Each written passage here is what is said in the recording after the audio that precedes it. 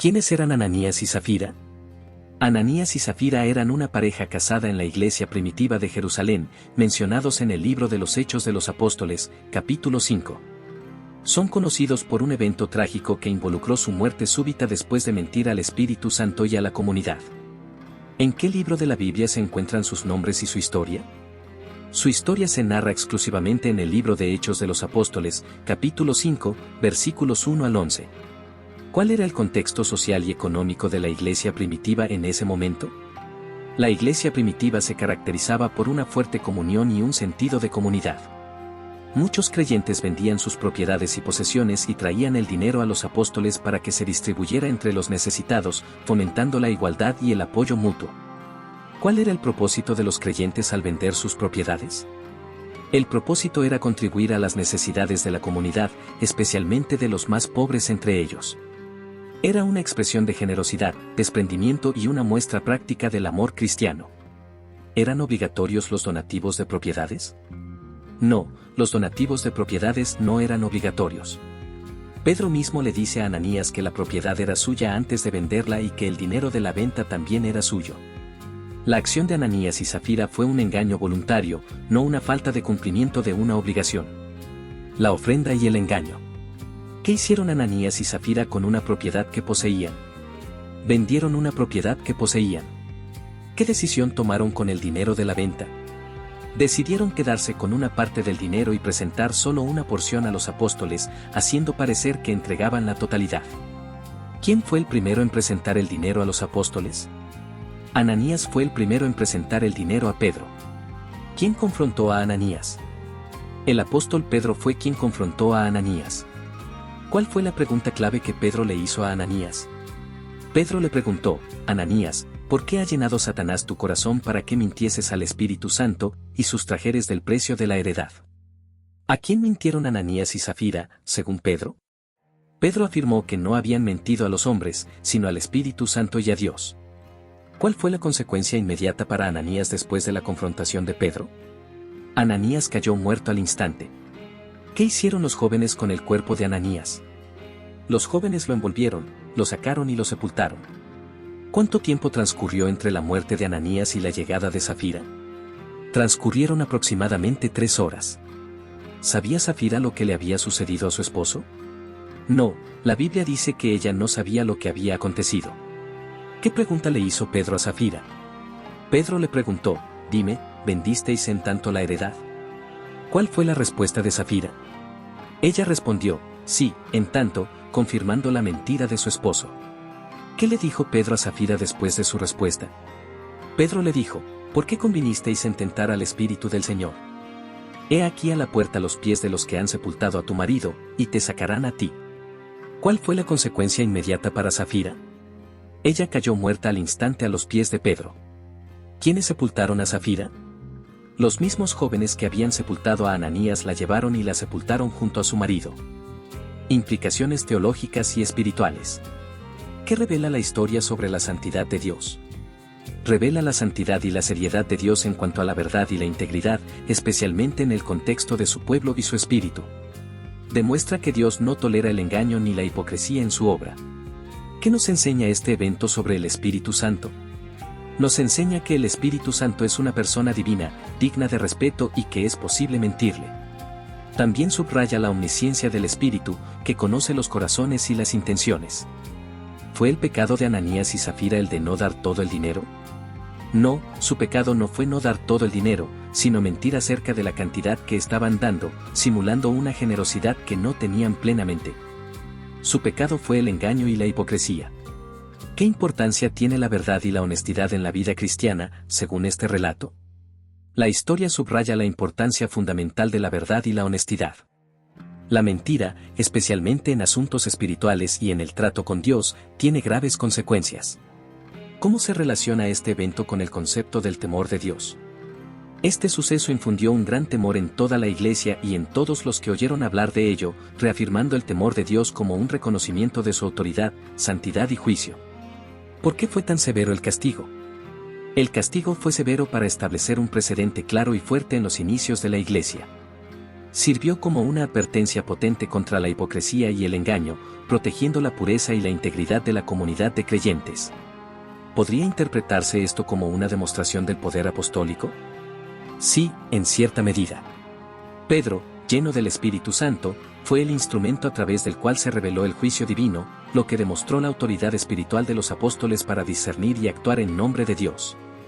¿Qué lección moral se extrae de la historia de Ananías y Zafira? La lección moral principal es que la hipocresía, la mentira y el engaño son abominables a Dios y que Él exige integridad total de sus seguidores. También advierte sobre el peligro de buscar el reconocimiento humano en lugar de la aprobación divina. ¿Qué nos dice el relato sobre las motivaciones del corazón?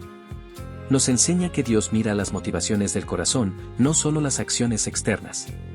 Ananías y Zafira estaban más preocupados por la apariencia de piedad que por la verdadera entrega y honestidad. ¿Cómo se compara la ofrenda de Ananías y Zafira con la de Bernabé, Hechos 4? Bernabé vendió un campo y trajo todo el dinero y lo puso a los pies de los apóstoles con una motivación pura y genuina. Ananías y Zafira intentaron imitar la acción pero no la motivación, engañando sobre la totalidad de la ofrenda. Repercusiones y legado. ¿Cuál fue la reacción de la iglesia y de los que oyeron hablar de estos eventos?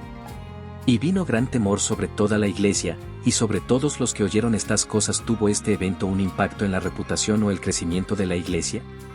A pesar del temor, el evento no detuvo el crecimiento de la iglesia, de hecho, puede haber contribuido a su pureza y a un mayor respeto por la comunidad de creyentes y por el poder de Dios obrando entre ellos. Hechos 5 dice, y los que creían en el Señor aumentaban más, gran número así de hombres como de mujeres. ¿Por qué es importante recordar esta historia en el contexto actual del cristianismo? Es un recordatorio atemporal de la seriedad del pecado, la santidad de Dios, la importancia de la honestidad y la integridad en la vida cristiana, y la realidad de que Dios ve y juzga las intenciones del corazón. ¿Se menciona a Ananías y Zafira en algún otro libro de la Biblia? No, su historia se limita exclusivamente al capítulo 5 de los Hechos de los Apóstoles. ¿Qué papel jugaron los apóstoles en este evento? Los apóstoles, especialmente Pedro, sirvieron como instrumentos de Dios para discernir el engaño y pronunciar el juicio divino. ¿Podría considerarse este un ejemplo de disciplina divina en la iglesia primitiva? Sí, es un claro ejemplo de disciplina divina directa, que buscaba establecer y mantener la pureza y la santidad dentro de la comunidad naciente de creyentes. ¿Cómo difiere su pecado del de otros personajes bíblicos que mintieron? Su pecado fue particularmente grave porque no solo fue una mentira, sino una mentira deliberada al Espíritu Santo en el contexto de una ofrenda sagrada a Dios, con la intención de engañar a la comunidad y a Dios mismo. Mientras buscaban el reconocimiento por una generosidad que no era plena. ¿Qué nos enseña sobre la autoridad de la iglesia primitiva y los apóstoles? Demuestra la autoridad espiritual conferida a los apóstoles para guiar y proteger la integridad de la comunidad de fe, con el respaldo directo de la intervención divina.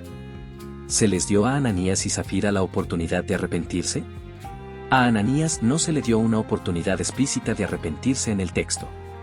A Zafira se le hizo la misma pregunta que reveló el pecado de Ananías: vendisteis en tanto la heredad, lo que le dio una oportunidad implícita de confesar la verdad, pero ella mintió.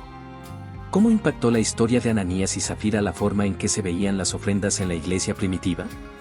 Probablemente reforzó la idea de que las ofrendas no eran meras transacciones financieras, sino actos de adoración y entrega a Dios que debían hacerse con integridad y sinceridad. Preguntas de reflexión y aplicación.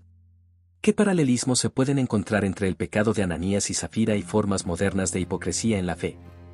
Paralelismos incluyen la búsqueda de reconocimiento por actos de generosidad que no son totalmente honestos, la pretensión de piedad para impresionar a otros, y la falta de integridad entre lo que se dice y lo que se hace en el ámbito espiritual.